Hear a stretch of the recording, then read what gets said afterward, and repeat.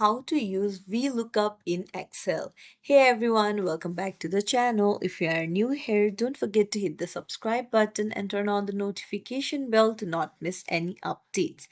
So in this video, I'll show you how to use VLOOKUP in Excel. VLOOKUP is one of the most popular Excel functions and it helps you to find information from a table quickly and easily. So let's dive right in. Open up your Excel document.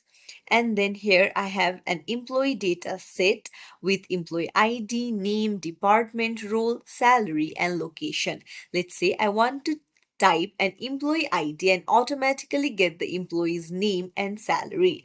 VLOOKUP can do this in just a few seconds. So I'll go to a blank space and then I'll tap an employee ID, for example, E007, and then now I'll go to a blank space.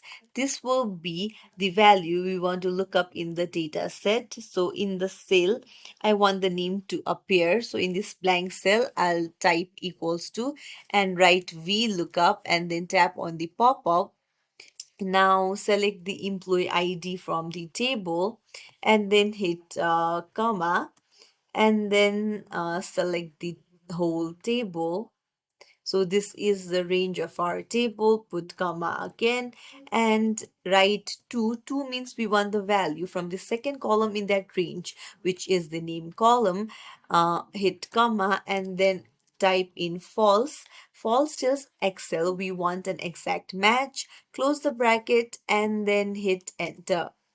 So once you press enter, the Excel returns Puza Tamang because that's the name in row E007. If I change the ID to 010, I'll show you. So I'll tap on E010 and hit enter. Then you can see that the name changes to Money Squirrela. So you can repeat the same formula but change the column number to get different information.